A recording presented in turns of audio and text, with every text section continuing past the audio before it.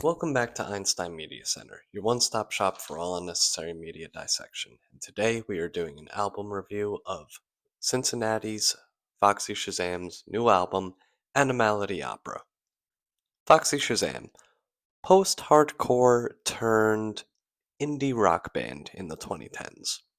And now, that might seem like a bit of an interesting turn for a band. However, it was more common than you'd believe. I think Foxy Shazam was one of the bigger acts that made this change, and then there were other, maybe marginally bigger acts that you might remember as well. Portugal the Man, probably being the most famous. Now, it did take Portugal the Man probably a few more years to reach that same level of critical success and exceed what Foxy did. However, they did come from the same place, I think. Definitely both mid 2000 post hardcore bands definitely became frontrunners for the indie rock scene of the 2010s. And now, Animality Opera. That is a direct reference to the first song on Foxy's first album. The French Passion of Animality Opera was the first song, the album being The Flamingo Trigger. 20 years ago. 20 years ago. Now, that's interesting. They haven't done post-hardcore in a really long time. Is this album a return to post-hardcore? And that's the question I've been asking myself. That and it kind of ties in to the other question of who are you, Foxy Shazam? Are you a post-hardcore band?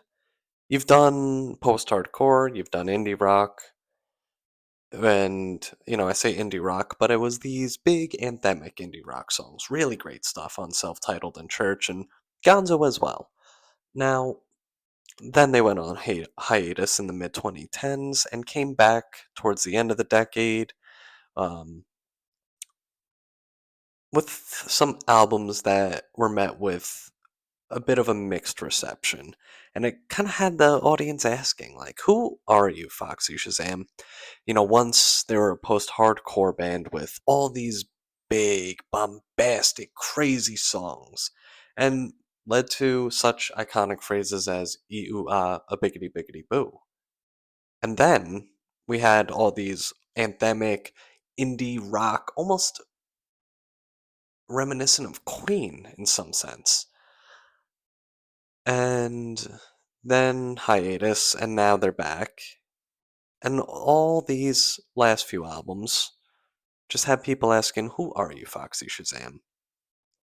So that brings us up into this point, 20 years after their debut, and in direct reference to that post hardcore staple album. Is this a return to post hardcore? That's what I've been asking. And I was excited. If you know me, if you know this channel, I like a little bit of post hardcore. And now, then I see the tour announced, and we have the number 12 Looks Like You, a insane mathcore band, and Lobby Boxer, a newer band. A really good newer band, too. They combine elements of punk and emo and post hardcore. And now, Lobby Boxer was also just signed to Kill Iconic Records. Kill Iconic, yeah. The probably newest frontrunners of post hardcore when it comes to labels. They put on Kill Iconic Festival, where both Foxy Shazam, the number 12, and Lobby Box are all playing. It's a post hardcore festival.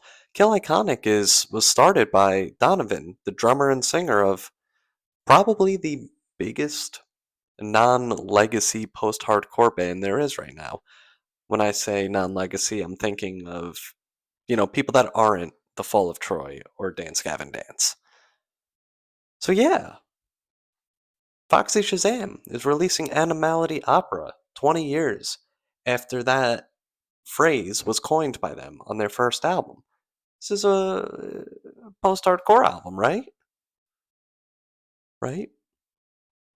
And now we have the first single, which is also the first song on the album. It makes it very easy to review. The two singles that they released, the first two songs on the album. So, Rumatorium. I love this song. This is a really well written song. No, it's not the post hardcore song that I wanted, but it's pretty darn close.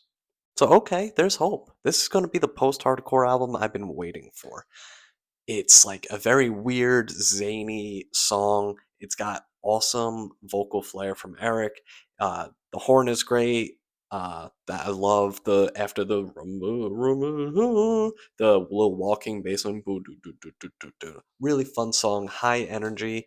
It's a blast. But there's one problem. Some might say two problems. I've seen a lot of people complain already about the narration. Doesn't even phase me. I'm not gonna lie for all of you that are going to be like, what are your thoughts on the narration on the album? Doesn't even phase me. I don't care for it. I don't like it, but it does not bother me. What does bother me on this song, I noticed it immediately. And unfortunately, it is persistent throughout the album. So just keep this in the back of your mind. The production on the album is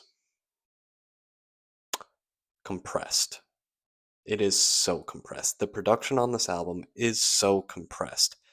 It sounds like the song is fighting for its life because it got stuffed in a box. But, like I said, I do enjoy the song. Probably my favorite Foxy song that they had released since the hiatus. So, we move on to Pink Sky, the second single that was released and the second song on the album. And now, it's a pretty cool song. It's not the post hardcore song that I was waiting for, but it's got a cool, fun chorus. It does remind me a little bit of self-titled Pink Sky. That is a sticky chorus, and it does not leave my head. I've really enjoyed it, and it has stuck with me. You haven't gotten that in a while. I went back in prep for this album and listened to every Foxy album. I would say my biggest issue with the newer stuff, besides the busted compressed production, is the fact that they're just not writing those sticky choruses anymore. They're doing the campy indie rock, but where are the sticky choruses? Well, it's back on Pink Sky, and I'm with it. So now we move on to Dragonfly. I forgot the second word in the name. My apologies. And it's got this weird little 80s rock tune going on it. It's not my favorite thing in the world, I'll admit. I'm not too crazy about it, but it's just weird. It's got this, this cheesy 80s rock thing, and it's got an okay chorus. It's not the best, but it's okay. But where did this song come from? Who are you, Foxy Shazam? Are you an 80s, rocker band? What happened to Animality Opera? I thought this was supposed to be a post-hardcore album. You put on all these, hints that it'll be post-hardcore album. What happened? So we keep going. And the King of Animality, the next song on the album. Well, this would be the song, right? This is the moment. This is the, you know, um, like hard rockin' song that you're expecting it's gonna bust in your face the same way French Passion of Animality Opera would, right? Well, it's got a cool guitar riff, but and it's got a great chorus. I really like the chorus on this album, on this song, but you know, um, this production still is beaten down and compressed, and although I like the guitar riff, it sounds like this Jack White tribute or Jack White, you know, um, cover band. Like, are you a garage rock band now, Foxy Shazam? Who are you? It's not a bad song. It's just not what I was expecting, and maybe that's my fault. But I don't know. It's the king of animality. Shouldn't this one go hard? But the chorus does go hard. I'm the king of. It goes hard. It's a good chorus. So okay, we're not getting post-hardcore, but we're getting the good choruses mostly. Okay, I can deal with that. I can deal with that. Um, Next, where do we go? Yes, we move to Karaoke Pain, and I don't want to say this song was painful to listen to, because it wasn't. It's not a bad song, but it's one of the more forgettable songs on the album. Um, it's got this spooky little punky ditty thing going on. Um, and that's fine. And it's got some interesting things going on. Like I like the tempo slowdown in the chorus. And the horns kind of remind me of, some of the earlier days, self-titled church, whatever. It's forgettable though. I'm gonna stick by that. It is a bit of a forgettable song. And then we move to Treacherous Pursuit, which is kind of like a nice little campy song. And I like campy music. I like campy things. It's, it's a little bit slow and a bit of a transitional moment on the album, but that's okay. We're okay with that. It's different. It definitely is more attention grabbing than Karaoke Pain, but I'm still not getting that post-hardcore moment. But like I said, this is a transitional song. Now we're moving to the back half of the album, right? So, um, we're gonna maybe get some true Animality opera, maybe a little bit of French Passion, right? Well, what do we move to next? You Don't Judge the Birds, and we get some good guitar riffs, but it's more of this Jack White worship. I don't I like you did get a little bit of Jack White esque. I don't want to say Jack White worship or Jack Whiteness, but like you did get a little bit of that on Church. So okay, I get it. I'm not too far off. Like these are sounds the band has done before. It's not post-hardcore. It's not what I was expecting from Animality Opera, but it's a little reminiscent of Church.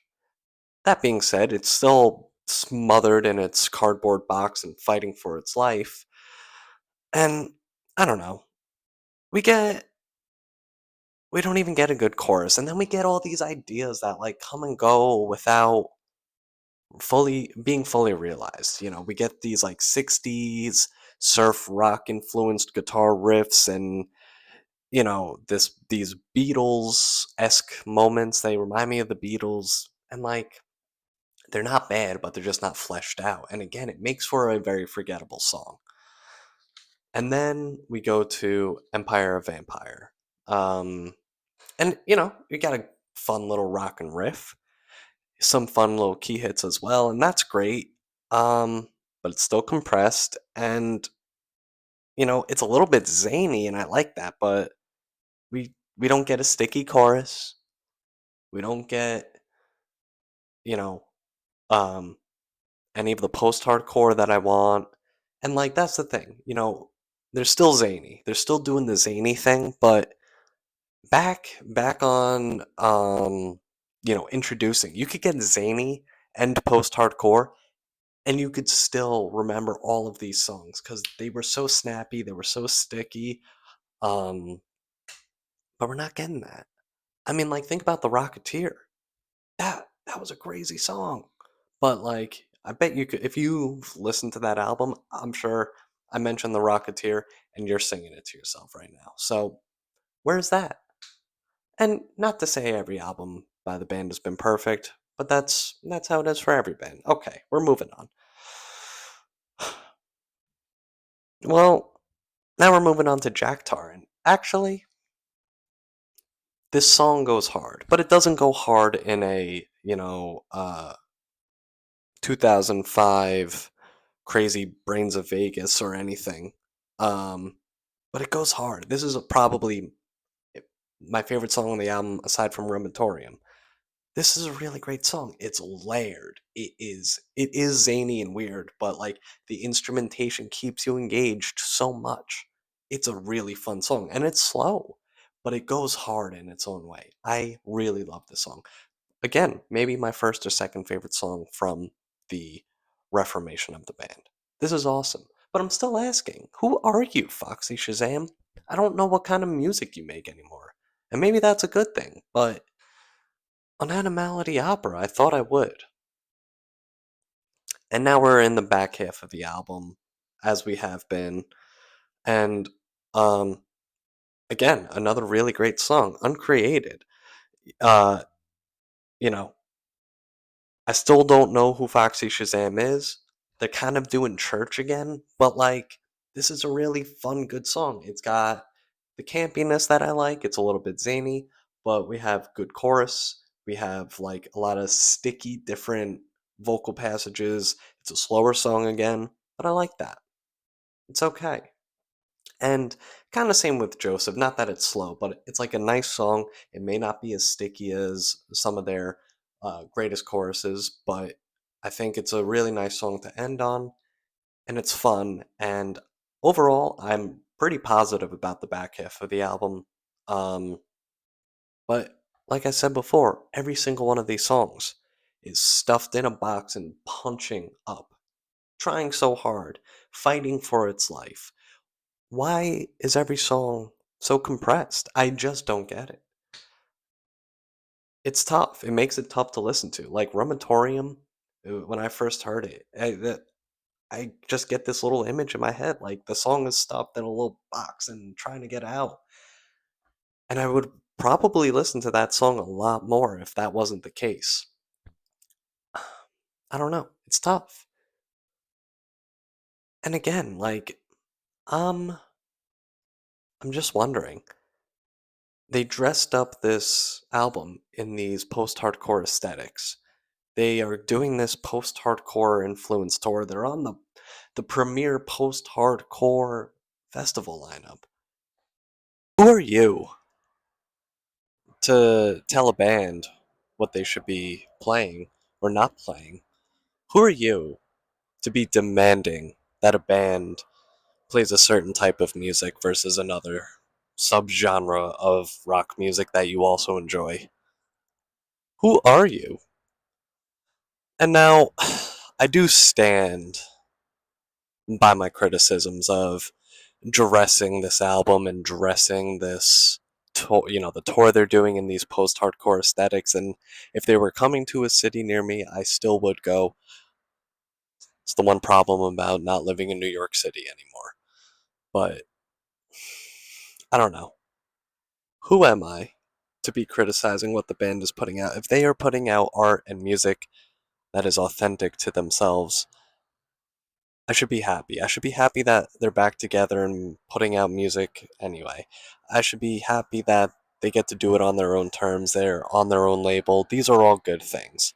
Of course, I want the music that I like. I would kill for an Introducing To. I would kill for a Flamingo Trigger 2. But that's not who they are anymore, and that's okay. 20 years ago, I was in elementary school. Times have changed. People have changed. I can't imagine making the same music that you did when you were, probably 22 or 23. 20, 20 years later, whatever it is. I do think it's weird that they are touring with Number 12 and Lobby Boxer. I do think it's weird that they're on Kill Iconic Fest and not making another strictly post-hardcore album, but I think this is the best album that they've released since they've returned from hiatus, and I'm pretty happy about that. Like I said, uh, Rumatorium and Jartak are two of the best songs they've released, in a very, very, very long time. They're great songs. Overall, I think the biggest downfall on this one is the production. It's rough, but I think everybody should give it a listen, see what they think, and I don't know, decent 6 out of 10.